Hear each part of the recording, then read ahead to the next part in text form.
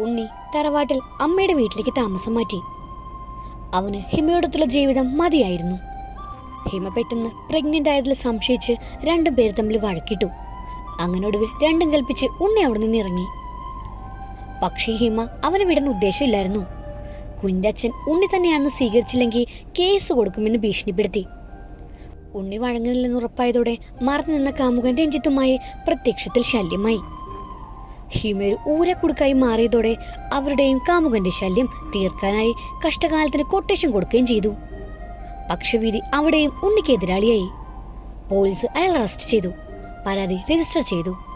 ഒടുവിൽ കോടതിയും മറ്റുമായി നാണക്കേടോടെ ഒത്തുതീർപ്പ് ചർച്ചയിലെത്തി. ശമ്പളത്തിന്റെയും തറവാട് സ്വത്തുക്കളും കുറേയേറെ വിറ്റും അതിന്റെ ബാധ്യതകൾ അവസാനിപ്പിച്ചു. തറവാട് സ്വത്തുക്കളിൽ തറവാടും കുറച്ച് പറമ്പും കുറച്ച് ഭാഗം മാത്രം മിച്ചം കിട്ടി. അമ്മയുടെ ട്രീറ്റ്മെന്റിനായി കുറെ പണം ചിലവഴിച്ചു. അതിന്റെ ഫലമായി അമ്മ ചെറുതായി എഴുന്നേറ്റ് നടക്കാൻ തുടങ്ങി. ഒടുവിൽ അമ്മ മാത്രമായി ഉണ്ണിക്കൊപ്പം. അന്നൊരു ദിവസം ജോലി കഴിഞ്ഞ് വീട്ടിലെത്തി ഉണ്ണി അമ്മയ്ക്ക് അരികിലെത്തി. എനിക്ക് അമ്മയുടെ മടിലൊന്ന് കിടക്കണം. എത്രയൊക്കെ തെറ്റ് ചെയ്താലും അമ്മയ്ക്ക് മകൻ കുഞ്ഞു തന്നെയാണ്. പലപ്പോഴും അവനെ ശപിച്ചതോർത്ത് അമ്മ ദുഃഖിച്ചിട്ടുണ്ട്. അമ്മേ, നന്ദൻകുട്ടിയായിരുന്നു ശരി. എനിക്കത് മനസ്സിലാക്കാൻ വർഷങ്ങൾ വേണ്ടി വന്നു. അമ്മയുടെ മടിയിൽ കിടന്ന് ഉണ്ണി അന്ന് ആദ്യമായി പൊട്ടിക്കരഞ്ഞു. അവരിലെ മിഴിനീരിന്റെ ആഴം അവരെ ചുട്ടു പൊള്ളിച്ചു. ഉണ്ണി നന്ദൻകുട്ടി ഓർക്കാത്ത ദിവസങ്ങളില്ല.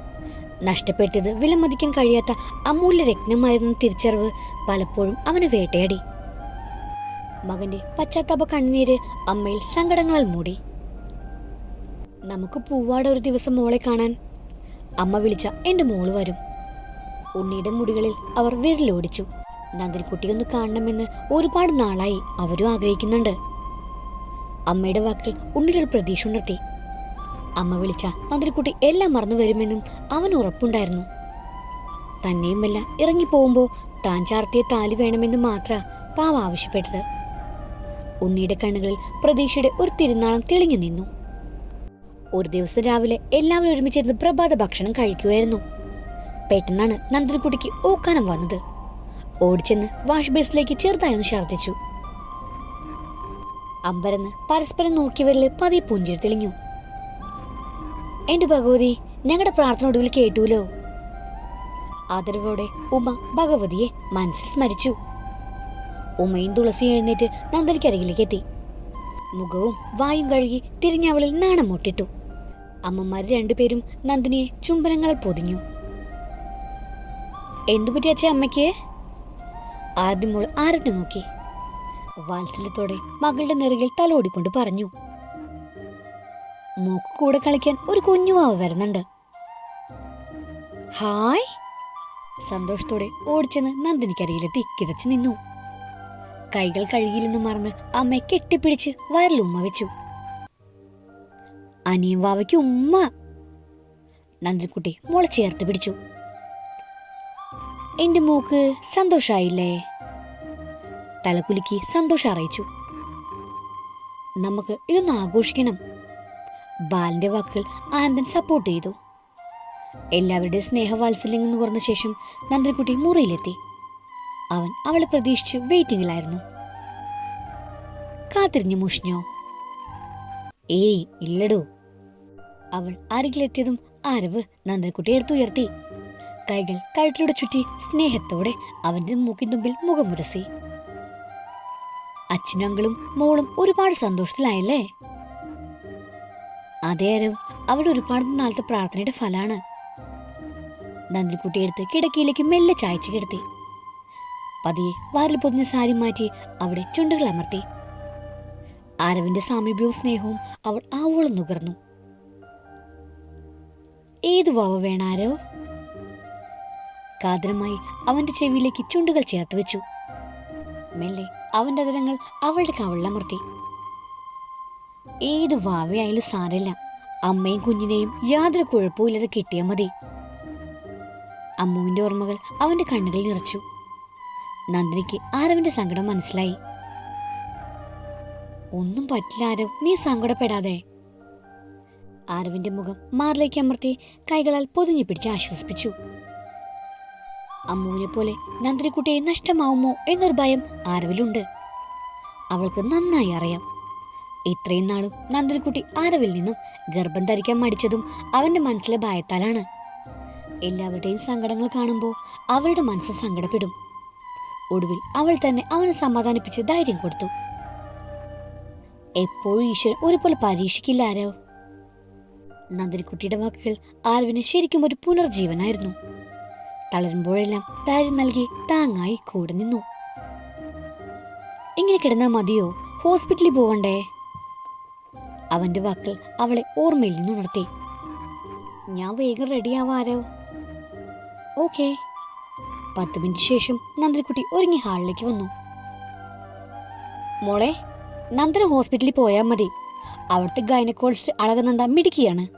അങ്കിൾ വിളിച്ചു പറഞ്ഞിട്ടുണ്ട്, മക്കൾ ചെന്നാ മതി. Thanks uncle. അവർ യാത്ര പറഞ്ഞിറങ്ങി. അച്ഛനും അമ്മയ്ക്കും ആരതിക്കുട്ടി ടാറ്റ നൽകി.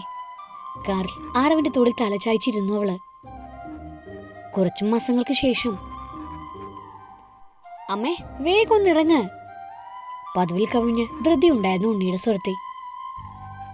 വരുവോ മോനെ? പൂജാമുറിയിൽ കയറി ഒന്നുകൂടി പ്രാർത്ഥിച്ചു.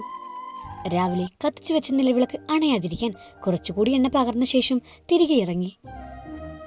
ഉണ്ണി മുണ്ടു ഷർട്ട് ധരിച്ച് ലളിതമായി ഒരുങ്ങി നിൽക്കുന്നത് കണ്ടു. പഴയനേക്ക ഇന്ന് മുഖത്ത് തെളിച്ചം കൂടുതലുണ്ട്.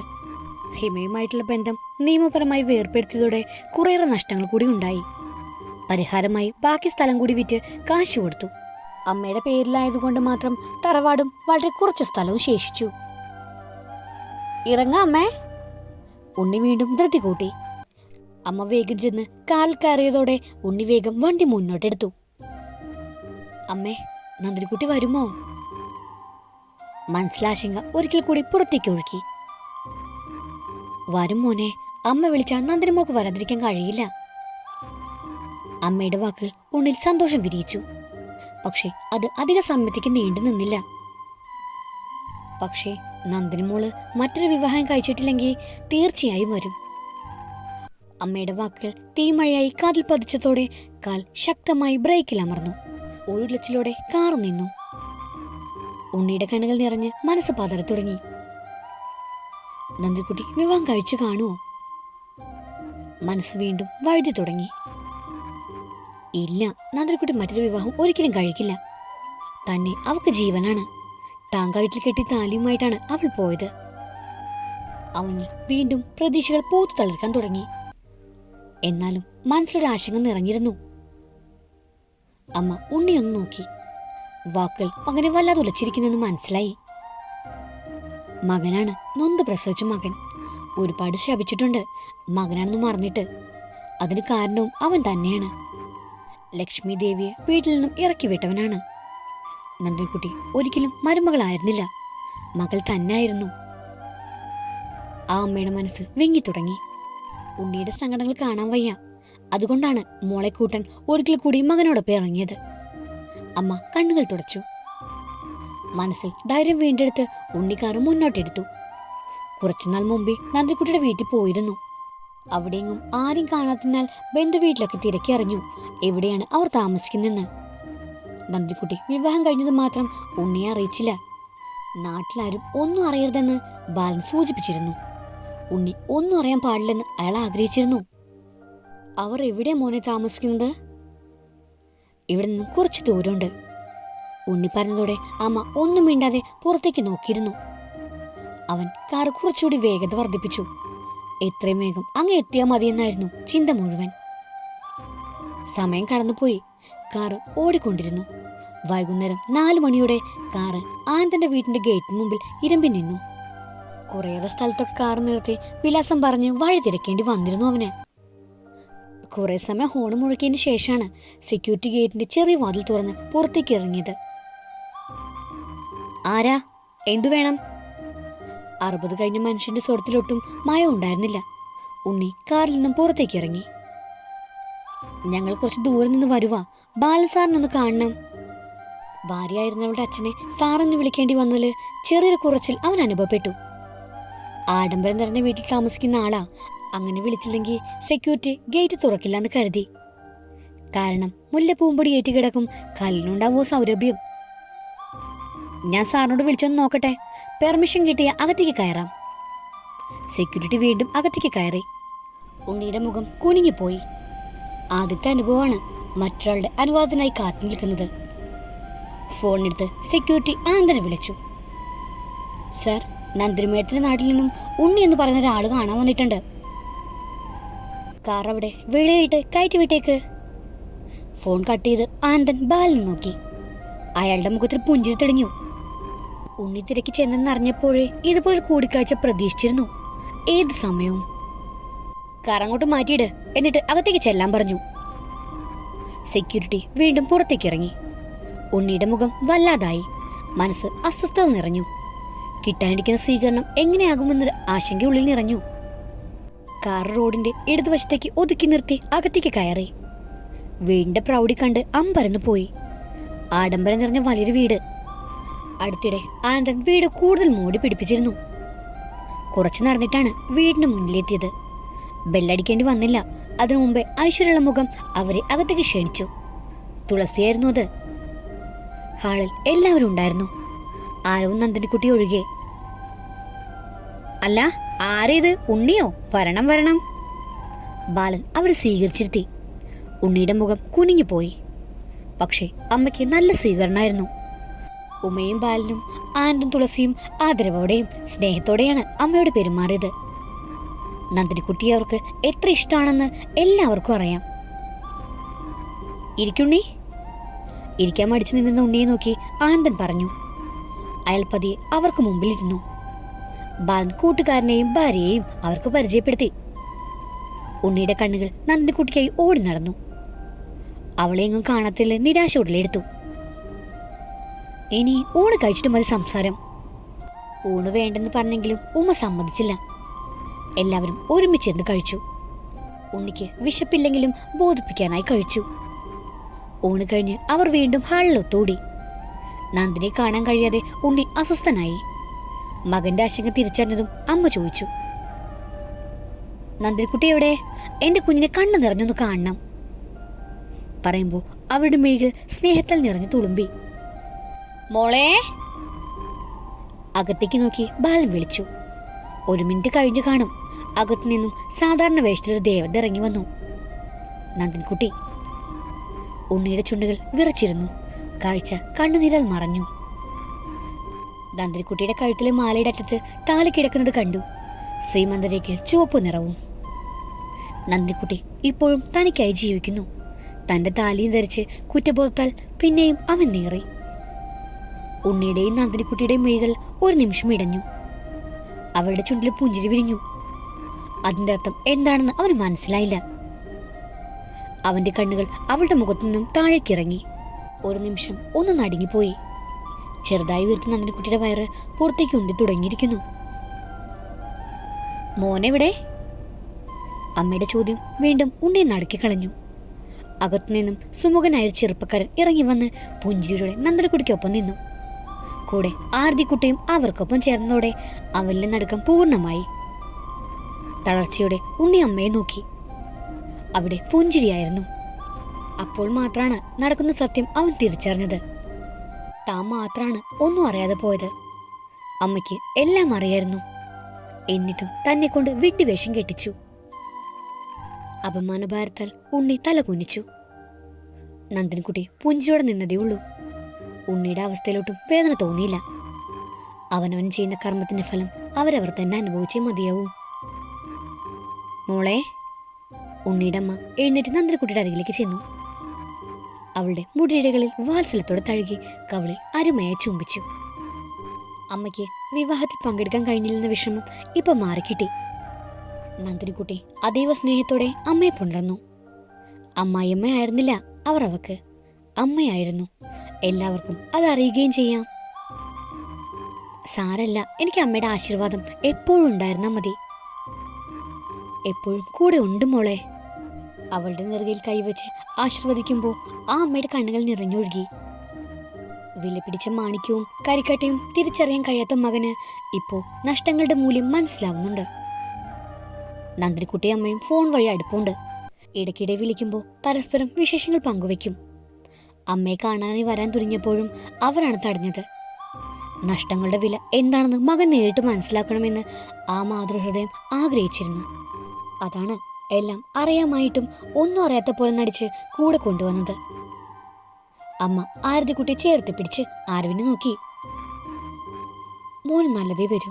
അർഹിക്കുന്ന കൈകളിൽ തന്നെയാണ് എന്റെ മോള് വന്ന് ചേർന്നിരിക്കുന്നത്. ആരവിനെയും നന്ദനക്കുട്ടിയെയും മോളെയും ഒരിക്കൽ കൂടി ചേർത്ത് പിടിച്ച ശേഷം അമ്മ ഉണ്ണിക്കരികിലെത്തി.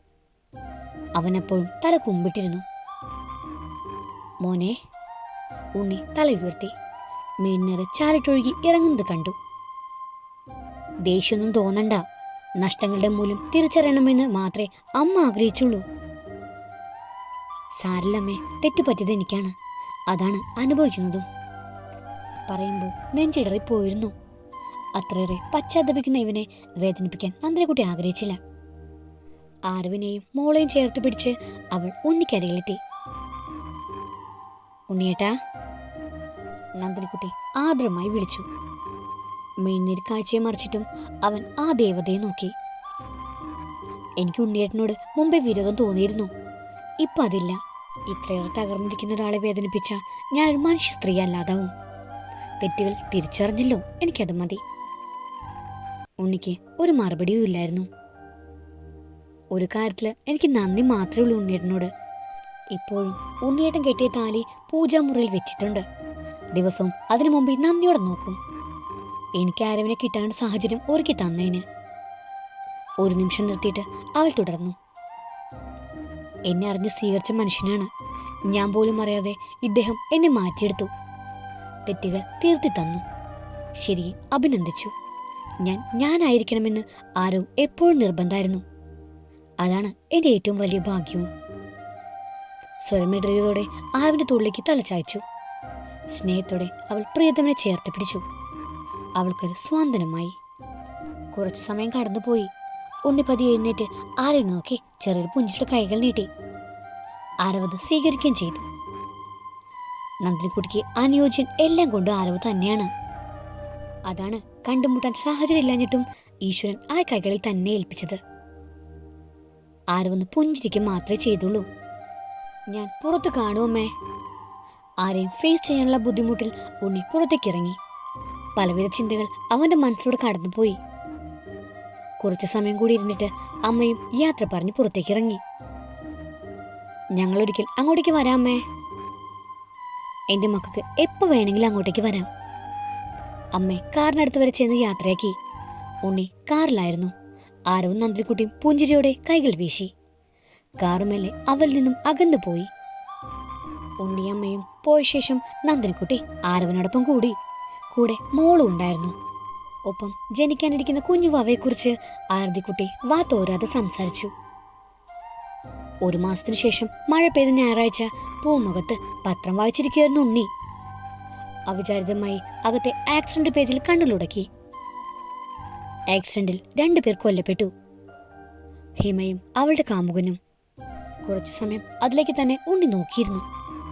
പതിയെ അവന്റെ ചുണ്ടിൽ പുഞ്ചിരി തെളിഞ്ഞു. തെറ്റ് ചെയ്താൽ ആരൊക്കെ വെറുതെ വിട്ടാലും ഈശ്വരൻ വെറുതെ വിടില്ല. തന്റെ അനുഭവം കൂടിയാണെന്ന് ഉണ്ണി ഓർത്തു. ഈ സ്റ്റോറിക്ക് ഇനിയൊരു തുടർച്ചയില്ല. നിങ്ങൾക്ക് ഈ സ്റ്റോറി ഇഷ്ടപ്പെട്ടിട്ടുണ്ടെങ്കിൽ നിർദ്ദേശങ്ങളും അഭിപ്രായവും കമന്റ് ചെയ്യുമെന്ന് പ്രതീക്ഷിക്കുന്നു.